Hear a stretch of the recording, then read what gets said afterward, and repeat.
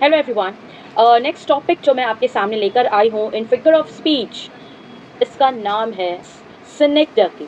ठीक है, pronunciation and spelling दोनों में आपको थोड़ी मेहनत करनी पड़ेगी। ठीक है, सिनेक्टकी जितना ये सुनने में मुश्किल है या इसकी स्पेलिंग आपको लग रही है कि बहुत हार्ड है, बट आइडेंटिफाई करने में ये उतना ही आसान है बच्चों। Not so difficult. ओके, तो डोंट वरी, आज मैं आपको अपने इस लेक्चर में एक्सप्लेन करने वाली हूँ ये सिनेक्टकी जो इतना डेंजरस नाम है, साउंड कर रहा है, ये एग्जैक्टली होता क्या है। ठीक है, लेट्स स्टडी नाउ। सबसे पहले हम देखते हैं इसका मीनिंग क्या है। तो बच्चों, simply means a part for the whole, whole for the part, मतलब जहाँ पर हम एक सेंटेंस में, ठीक है, एक होल आइडिया, एक होल पर्सन को डिस्क्राइब करने के लिए जस्ट एक पार्ट ऑफ इट यूज करते हैं। One part is used in a sentence to describe the whole person or maybe the whole idea. Understood? तो उसको कहते हैं synecdoche. It means synecdoche is an art of describing more. ज़्यादा कुछ कहना चाहते हैं, बहुत कुछ कहना चाहते हैं, but with लेसर वर्ड्स के साथ जब आप कुछ बहुत ज़्यादा कहने की कोशिश करते हो तो उस क्रिएटिव आइडिया एंड आर्ट को हम कहते हैं synecdoche. ठीक है, एग्जाम्पल्स आपको बहुत अच्छे से क्लियर करेगा ये कॉन्सेप्ट। जैसे ऑन योर स्क्रीन सबसे पहला एग्जाम्पल मैं लेकर आई हूँ, क्या है बच्चों? So that is India won the match against New Zealand. ठीक है, हम कह रहे हैं इंडिया ने मैच जीता न्यूजीलैंड के अगेंस्ट। हमारे बिहाफ में only 11 cricketers were playing the game. Cricket खेल कौन रहा था? सिर्फ 11 लोग, लेकिन वो 11 लोग के हारने और जीतने पर हम कहते हैं India won the match, New Zealand हार गया, राइट? तो यहाँ पर क्या यूज हुआ है? Whole for the part. खेला किसने? सिर्फ 11 members, the part of the country, 11 cricketers, right? लेकिन हम उन 11 क्रिकेटर्स की जगह किन की बात कर रहे हैं? हम पूरी कंट्री की बात कर रहे हैं कि इंडिया ने मैच जीता, न्यूजीलैंड हार गया, तो India won the match against New Zealand. मतलब हम कहना चाहते हैं तो 11 प्लेयर्स ने इंडिया की तरफ से खेला, वो जीत गए, और 11 प्लेयर्स जो न्यूजीलैंड की तरफ से खेल रहे थे वो हार गए। बट हमने इस कॉन्सेप्ट को रिप्लेस कर दिया है और उस 11 क्रिकेटर्स की जगह हम उस कंट्री को मेंशन करते हैं एज अ होल। मतलब यहाँ पर हम क्या कर रहे हैं? क्या यूज कर रहे हैं? Whole for the part.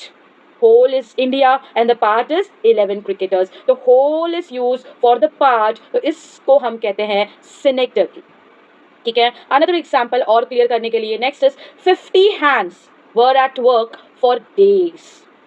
50 hands, 50 हाथ बहुत दिनों तक ये तो काम कर रहे थे, काम में लगे पड़े थे। Were at work for days, कितने? 50 हैंड्स।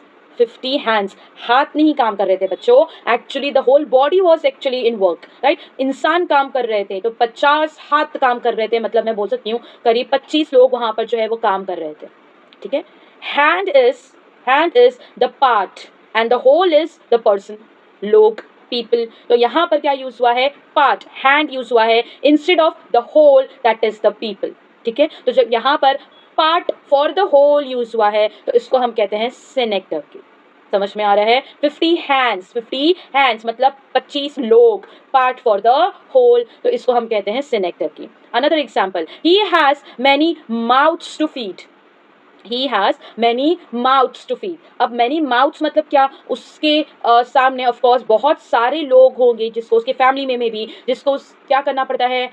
फीड करना पड़ता है, जो उसके ऊपर डिपेंडेंट है, राइट? तो यहाँ पे माउथ्स का मतलब क्या होता है? लोग जिनको वो फीड कर रहा है, जिनके लिए वो कमा रहा है, जिनको वो खिला रहा है। तो he has many mouths to feed, मतलब mouth is just a part, किसके लिए? The whole, again people.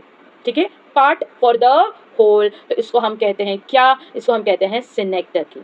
Understood? The next is another example in front of you is gold and silver I have none. Gold and silver क्या है ये?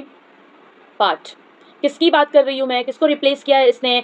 Jewellery को। मतलब मैं ये कहना चाहती हूँ कि I have no jewellery with me, जो कि गोल्ड एंड सिल्वर की बनी होती है। तो यहाँ पर again part for the whole, gold and silver indicates jewellery, उसको रिप्लेस किया है। तो this is an example of synecdoche. Understood? उसके बाद the next example is all the best brains, all the best brains in Europe could not solve the problem. All the best brains in Europe could not solve the problem. मतलब मैं कहना चाहती हूँ best brain मतलब क्या? Smart and intelligent, clever people in Europe.